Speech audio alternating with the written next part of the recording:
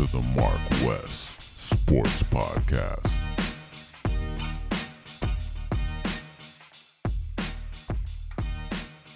We just spoke the good. I'm gonna go straight to the ugly. I normally would say bad, but you got to skip the bad and go straight to the ugly when you're speaking on the University of Miami. I was gonna call them the garbage ass University of Miami. I know Marcus. I know we can't say it because Marcus, that's Kings County, but they're garbage right now, aren't they? Yeah, they are. But my whole thing is, I don't think it's coaching. I think that it's the players. You know what I'm saying? Yeah. I think it's the players. I think you get a new head coach and a new coaching staff, and they demand certain things from individuals. It's just like having a substitute teacher for like 2-3 months, and then now you have a permanent teacher, or now that substitute teacher want to go ahead and lay the law down. Like, no, it's not gonna work. So for me, I think that we got some players over here that they're just dumb football wise. They have the talent, but they're dumb football wise. Because you got to understand, like in high school football, they don't really coach up the players like that. You feel what I'm saying? It's really more so on talent. It's not like they're going in the film room and doing this, that, and the other. Nah, I don't think that's how it works. I wish Marcus was here so he could go ahead and better explain that. But it's a big difference from high school transitioning to college and then also transitioning to the NFL. Right now, these players that we have, it seems like they're still like mentally in high schour because there's so many mistakes. You can't keep making the same mistake over and over again. You're always out of place. You're always over pursuing. Like we look horrible. The starting quarterback that I thought was, last year I thought he was all world, but he was in a different system. He looked great. He's in this system. Me and Marcus said the same thing. He looks different. He looks off. He looks like he just broke up with his girlfriend. You remember that episode. It just seems like everybody that we have right now should be somewhere or transferring in the transfer portal. And I know I'm talking about 5 stars, some of them 4 stars. I don't know. I think DJ Ivy's the only senior. And he even been getting blown, blown coverage, like getting bombed. And how you getting bombed? And you have speed. At least, yeah, you get bombed, but like it's no yard after catch. Nah, it's yard after catch. It's Florida State dragging our players. They just kept doing that sweep to the left, sweep to the right. Like, I had seen a little film on, while we lost, and it was horrible, man. You have one side is stacked, the other side is empty. So if I see the other side is empty and there's nobody that's going to defend that side, no matter what play I picked, I'm going to audible and I'm going to run the same thing and run in that direction. And they couldn't stop it. That's the thing that aggravates me the most. You feel what I'm saying? And, we have injuries, on the O-line. So I can't even much really evaluate the O-line too much. I feel like that team is still small though, right? Like they still, like these other teams just seem way bigger than us. Yeah. And that is a product of Manny Diaz, because if these players are juniors and seniors, you need to look like at least the players out of Florida. I mean, it's not like Florida State up there, they're cold, and down here we're hot and we're nothing but hot. You're still in the state of Florida. I know it get colder up there certain times of the year, but realistically, we're normally the same kind of temperature throughout the state, and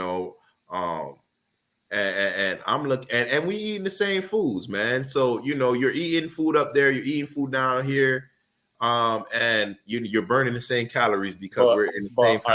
Are they recruiting out of like Florida and South Florida?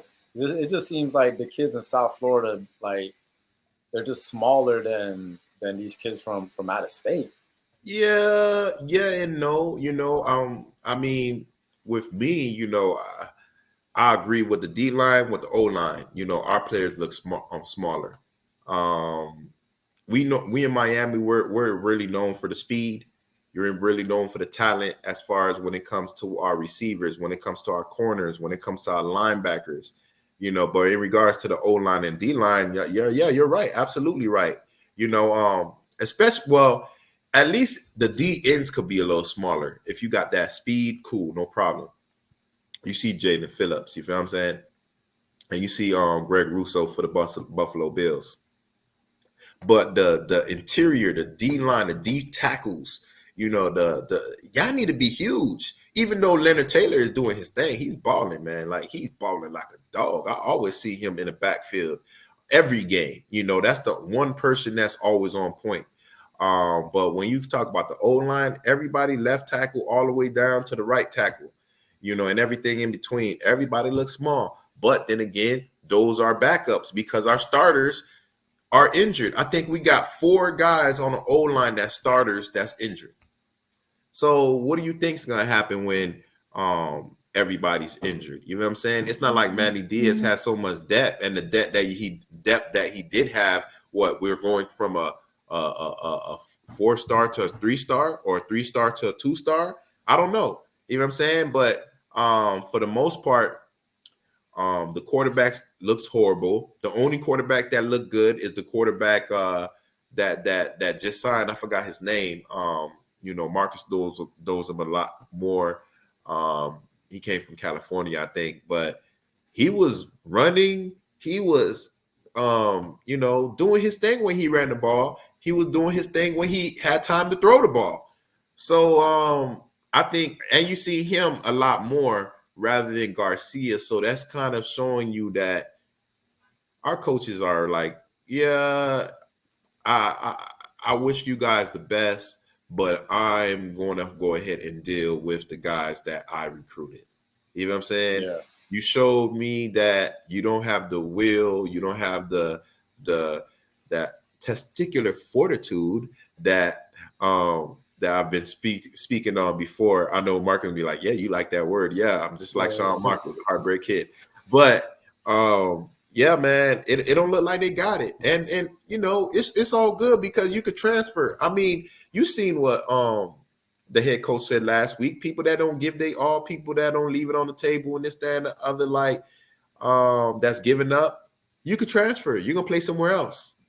And what's the best thing to do and how you're going to do that and how you're going to motivate them to transfer? Because, you know, you're from the crib, like your family's watching. But if you should definitely be embarrassed right now the way everybody's playing. But how do you go ahead and have these guys transfer?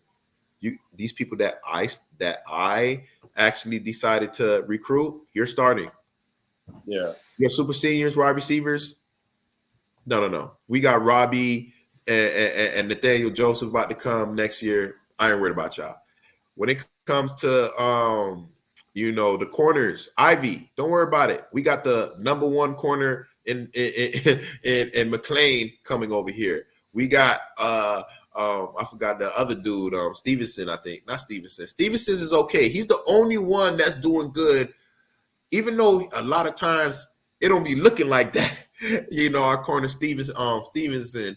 Because he began handle too. He don't look like how he looked last year, but he still looked better, you know. But I don't know how I can say that when we lost 45-3. But you know, for me, I think that like I said before, it could be a good thing or a bad thing when we lose. It could be a good thing because, you know, you want to see your team win, but it could be you want to see it could be a good thing if we lose. Because these recruits can be like, look, I'm going to come in and I'm going to start.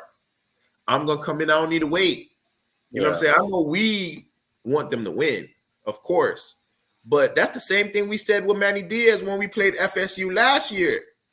When we played FSU last year and we lost, look what we got. We got Mario Cristobal. We got this all-star coaching staff. You know what I'm saying? We got the number 7 recruiting class behind Mario Cristobal. We're not going to see that recruiting class until next year. You know what I'm saying? Like 2023.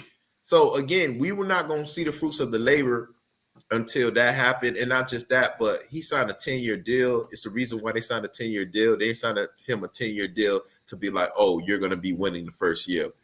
They did that knowing that it's probably going to be some growing pains. And this is what we're seeing right now. It's all good. You know, people can't talk too much shit about us because they know, look, other coaches had plenty of time in the offseason to go ahead and recruit. And we got Mario Cristobal like in December.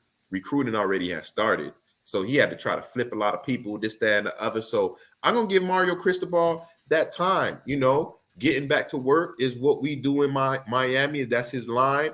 And I don't mind the going back to work. I don't mind none of that because if it's going to help us go in the right direction, because you do know this is a football city. When the Canes do good and when the Dolphins do good, like whatever parade the Heat going to have is going to blow it down.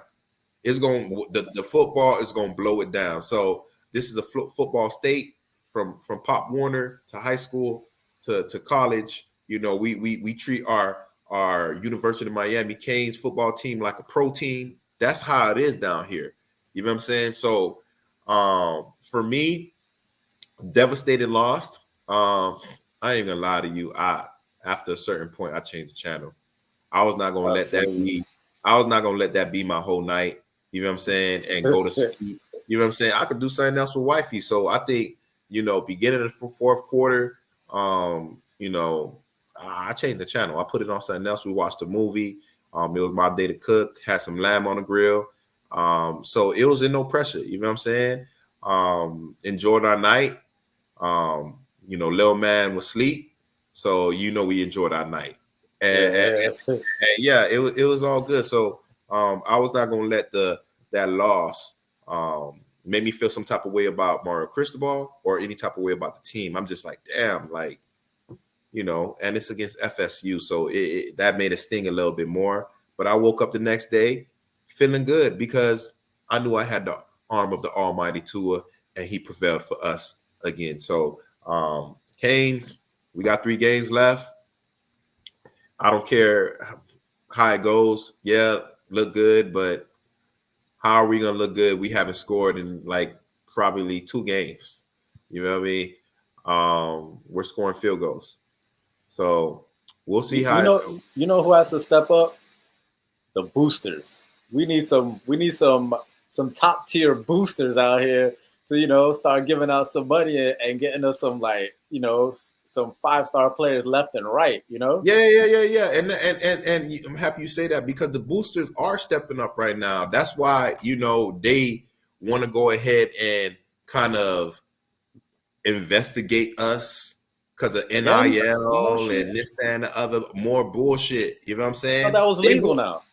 It is, but my whole thing is they trying to find a way to say that Miami's doing it illegally. And they can't find shit. But, you know, you have Odell Beckham, you know, giving players money on the damn national championship right on TV. Nothing happens. So, you know, like I said, the beach is the women and the weather is not just for the Dolphins, not just for the Canes, not just for the Heat. Anything Miami, you know what I mean? If you come from Miami, like, you're going to get a little hate because if you're a dude from Miami, the girl's going to flock to you. I told my nephew when he moved to Georgia, he was like maybe like 15, 14. I like, just tell him you from Miami. And yes, exactly what I said. All the dimes want to holler at him. You know, they call him Dade County. You know what I'm saying? So, you know, people hate that, but it's all good. The University of Miami is in the right trajectory. Why? Because we got the number 7 recruiter class. We got my dog Marcus Benjamin covering the Canes and canescounty.com. So that's a +2. And you know, we just got to sit and wait. You know what I'm saying? Right now, if you talk about football, the Dolphins is kind of holding us down. You know, we have a bad Saturday. You wake up, you have a good Sunday. You forgot all about Saturday because everybody's talking about the Dolphins.